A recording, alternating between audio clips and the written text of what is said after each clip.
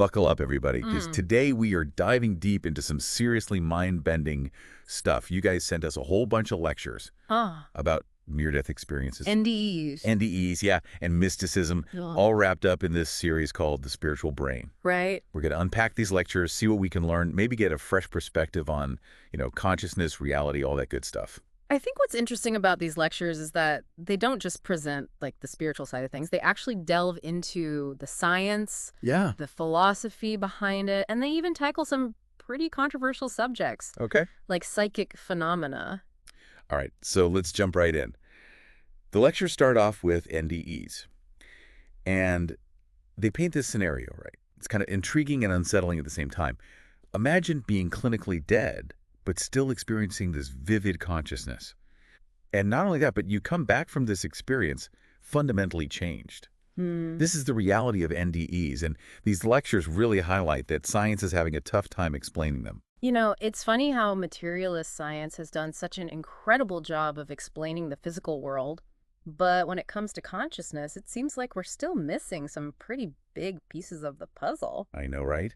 And the lectures point out that there are all these common features to NDEs, like lucidity during clinical death, Yeah. this panoramic life review, Right. a sudden disappearance of the fear of death, and just this overwhelming surge of compassion. Yeah. And these experiences often lead to some major shifts in people's values and their whole outlook on life. Yeah. And the lectures point out how these materialist explanations just don't seem to cut it.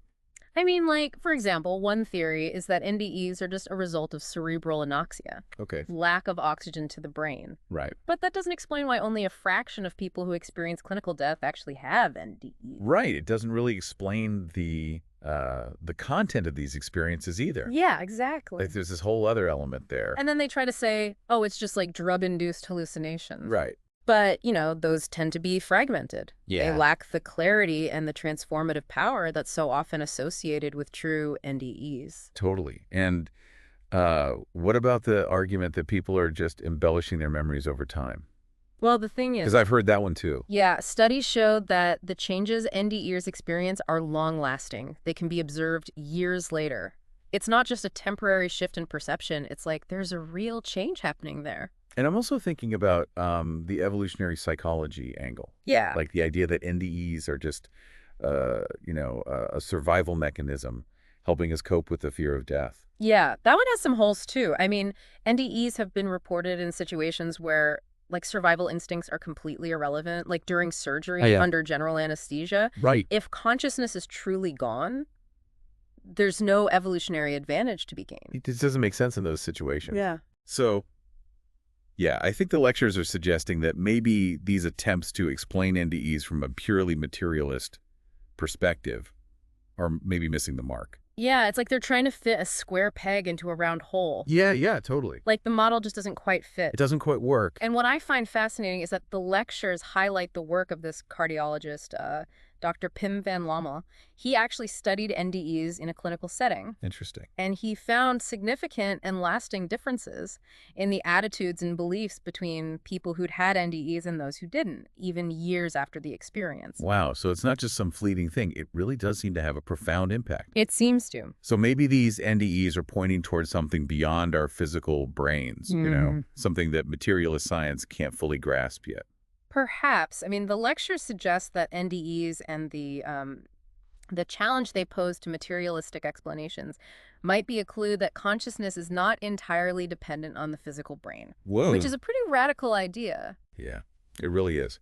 And speaking of radical ideas, the lectures then move on to a topic that's often met with a lot of skepticism.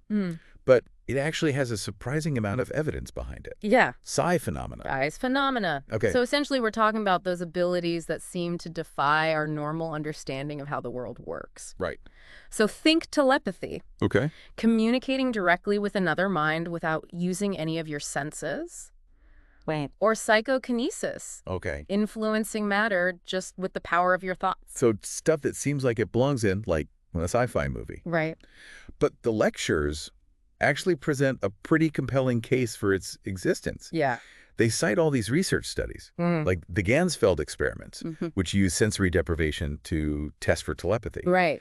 And what's fascinating is that the meta-analysis of these experiments shows statistically significant results. Yeah. So it's suggesting that something real is going on. Something's happening. It's not just chance. Right. And then you have the random number generator experiments where people try to influence the output of a machine using only their minds. Oh, wow.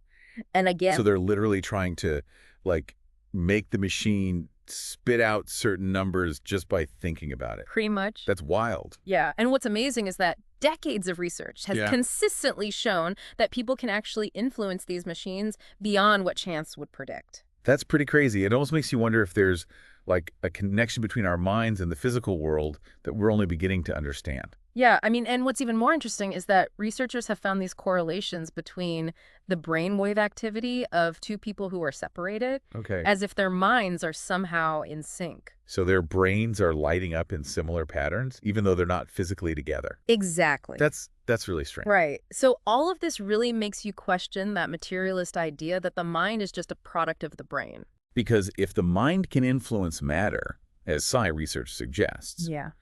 then maybe it's something more fundamental, something that can interact with the physical world in ways that we don't fully understand yet. Yeah, it's almost like we're at the very beginning of discovering a whole new continent of consciousness. It's like we've been looking at the world through this tiny little keyhole, Yeah.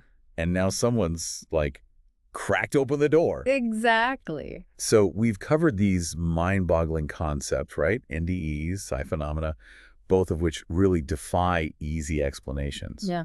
But where do the lectures go from there? Well, next they take us on this journey Right. into the world of mysticism, Ooh. which is all about exploring inner consciousness and seeking direct experience of a deeper reality. So not just reading about it or theorizing, Yeah. but actually, like, experiencing it firsthand. Exactly. That's pretty intense. But before we dive into specifics, the lectures are very careful to clear up some misconceptions about mysticism. Okay. Yeah. You know, it's not about hearing voices or Yeah, yeah. seeing visions, Right.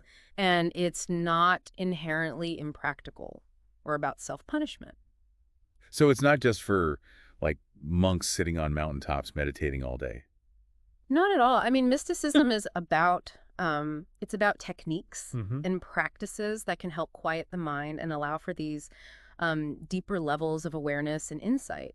Okay. It's about expanding our understanding of reality beyond just our everyday perception. I like that. So it's more about, like, refining our perception Exactly. rather than just adding on beliefs or, practices. Exactly. Okay, so the lectures talk about three main categories of mystical experiences. Yeah. Monistic, pantheistic, and theistic. Can you break those down for us a little bit? Sure. So in monistic mysticism, the experience is about merging with a central source, a kind of ultimate unity from which everything arises. Okay. Pantheistic mysticism is focused on sensing this unity with the entire external world, like seeing the interconnectedness of all things. Okay. And then in theistic mysticism, the experience is about a personal connection with God or a divine power. So they're kind of like different flavors of the same underlying pursuit Right, exactly. of experiencing something beyond the ordinary. Exactly. But the lectures also point out that describing mystical experiences is kind of like,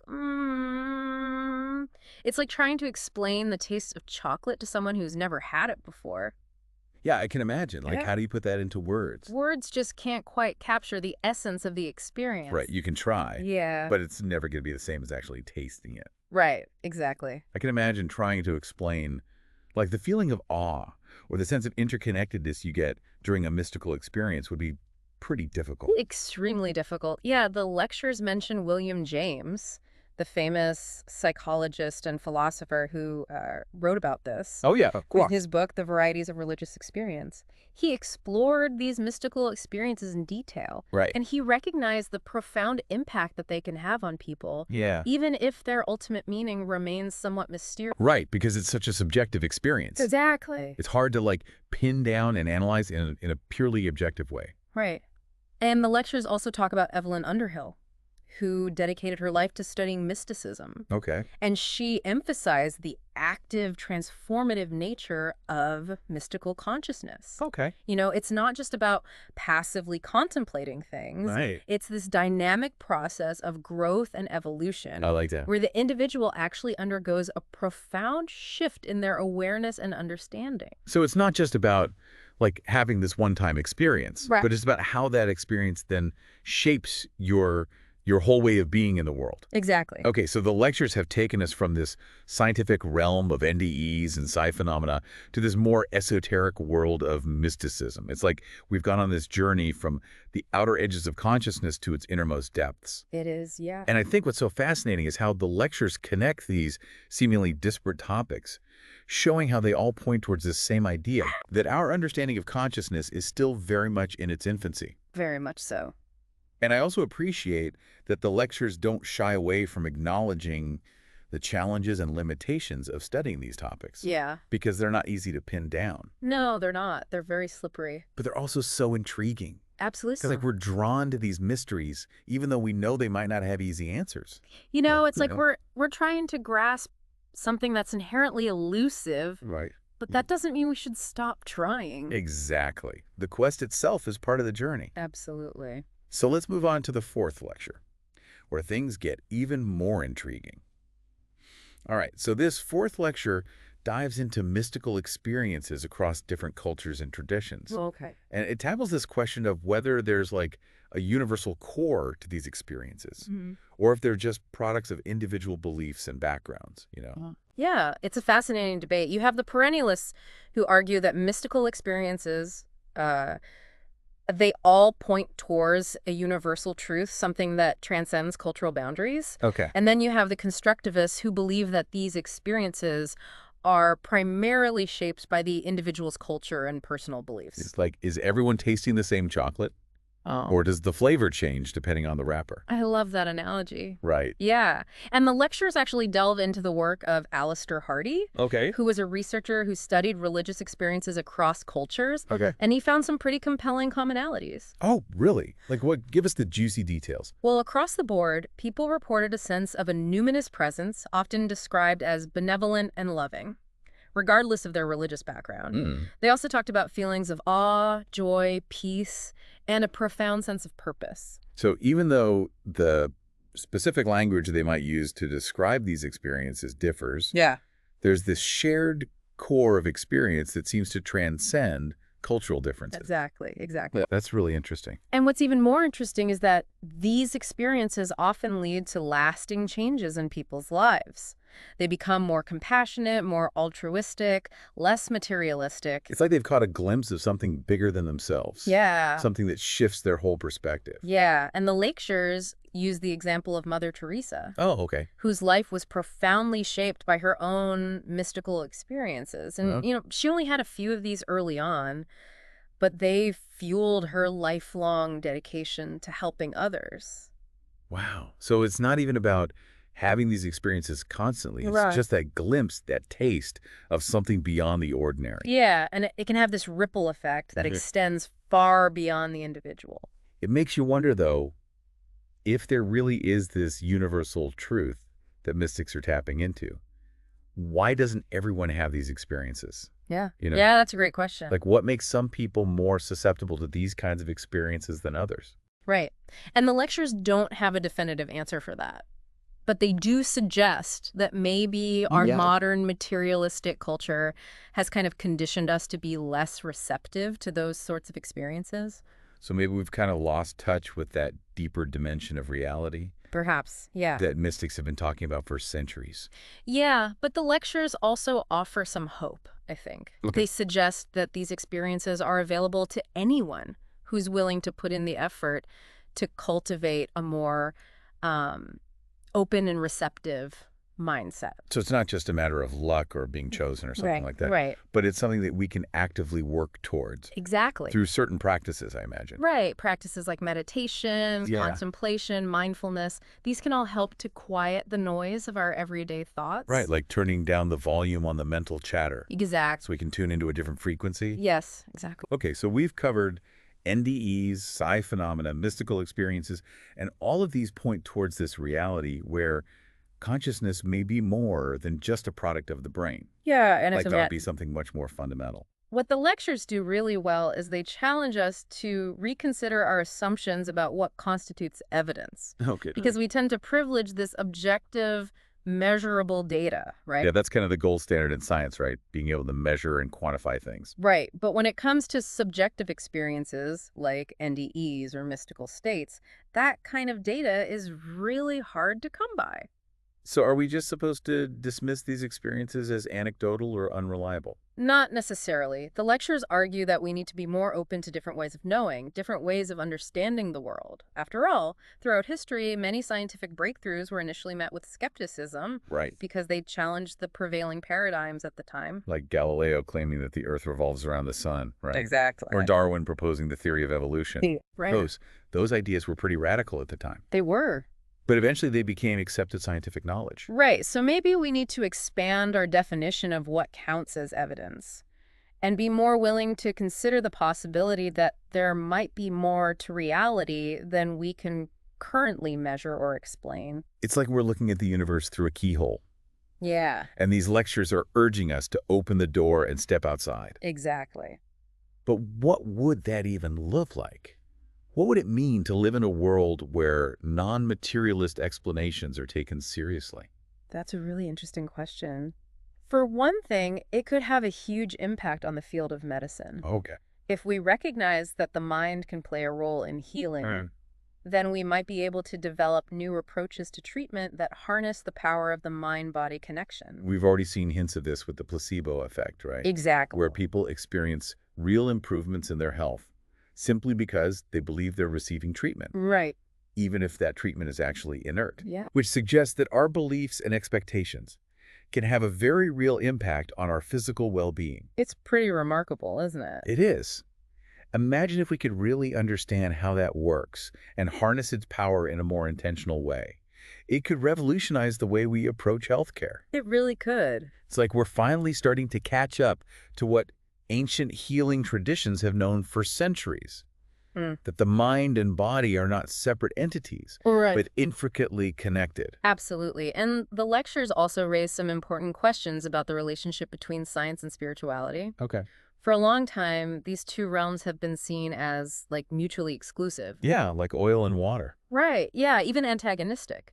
But maybe there's a way to integrate them, to recognize that both science and spirituality are ultimately seeking to understand the nature of reality. It's like they're both looking at the same mountain but from different sides. Exactly. And a non-materialist worldview could provide that framework for bringing those perspectives together. Yeah, it could be that bridge. Right, and if we acknowledge that consciousness is not just a product of matter, but a fundamental aspect of the universe, Right. then it opens up the possibility for a more holistic and interconnected understanding of reality. Exactly. I love that idea. It's like we're weaving together these threads of science and spirituality Yeah. to create this like richer, more nuanced tapestry of understanding. I love that image. But let's be real, there's still a lot of skepticism and resistance to these ideas out there. Oh, absolutely. Many people dismiss NDEs, psi phenomena, mystical experiences as illusions, wishful thinking, or just plain nonsense. Yeah, the lectures definitely acknowledge that skepticism, but they also point out that throughout history, many scientific discoveries were initially met with similar resistance. We talked about Galileo and Darwin earlier. Right. Their ideas were considered radical and even heretical at the time. Exactly. But eventually the evidence became too compelling to ignore. Right. So the lectures are basically inviting us to be open to the possibility that our current understanding of consciousness and reality might be incomplete, and to approach these topics with a sense of curiosity and open-mindedness, rather than just dismissing them outright. It's like, hey, don't knock it till you try it. Exactly. You might be surprised by what you discover. Right. And even if we don't have all the answers yet, the process of inquiry itself can be incredibly rewarding. Yeah, I agree. It can lead us to a deeper understanding of ourselves and our place in the cosmos. I completely agree. The more we learn about consciousness, the more we realize how much we don't know. Exactly. It's a very humbling and awe-inspiring journey. It really is. Yeah. You know, one of the common criticisms leveled at these topics is that they lack scientific rigor. Okay. But the lectures push back against that idea. Okay. They argue that there is a growing body of research being conducted in a scientifically sound way. So it's not just a bunch of like anecdotal stories and mystical mumbo jumbo. Right. There's actually rigorous research being done to try to understand these phenomena. Yeah. And we need to develop new methods and approaches Yeah. that can account for the unique challenges of studying consciousness. It's like we need a new kind of science Perhaps we do. that can handle the complexities of these subjective and elusive experiences. Right, a science that's less about dissecting reality into its component parts Yeah, and more about understanding the interconnectedness of I everything. like that. A more holistic approach. Exactly. It's about expanding our definition of what constitutes evidence Hmm. and recognizing that there are multiple ways of knowing. Okay, that makes sense. Mm. One thing the lectures were very clear about was the distinction between mysticism and religion. They Yes. emphasized that while religion often provides like a framework Right. for understanding and interpreting mystical experiences, Right. mysticism itself is about a direct, unmediated encounter with a deeper reality. Yeah, it's about that raw personal experience of the transcendent, Okay. something that can happen regardless of your beliefs or background. Right, so you don't need a dogma Right. or a set of rituals to have a mystical experience. You don't. It's like those moments of awe and wonder we feel when we connect with nature Yeah. or when we experience great art or music. Right, those glimpses of something larger than ourselves. Exactly. And the lectures really encourage us to pay attention to those experiences, Yes, to value them as sources of knowledge and insight. because they might be pointing us toward a truth that's more profound and enduring than any belief system. Wow, yeah. Okay, so where does all this leave us? I feel like we've been on this incredible journey exploring the edges of consciousness and reality. Yeah, we have. And I think what the lectures have done is they've made a pretty compelling case that there's more to consciousness than we currently understand. Right. That it might be a fundamental force in the universe, Yeah. interconnected with everything, and perhaps even capable of existing beyond the physical body. Okay. So even though science might not have all the answers yet, these lectures invite us to stay curious, keep exploring, and be open to the possibility that the greatest discoveries about ourselves and the universe are still to come. Absolutely. It's like we're standing at the dawn of a new understanding of consciousness and its place in the cosmos. Ooh, that's a beautiful way to put it. It is an incredibly exciting place to be. It is. I'm feeling very inspired right now. Me too. It's like the lectures are kind of nudging us toward this pretty radical idea. Yeah. What if consciousness isn't just something that happens inside our heads, Hmm? but like a fundamental force in the universe? Whoa. Okay, so not just the brain as a computer, Mm-hmm. but more like a receiver picking up a signal that exists outside of us. Exactly, yeah. And the evidence from near-death experiences and psi phenomena, like the lectures point out, really starts to challenge that whole idea that the brain is the be-all and end-all of consciousness. Because if people can have these vivid, conscious experiences while their brain is basically offline, like during an NDE, it really throws a wrench into that whole mind equals brain equation.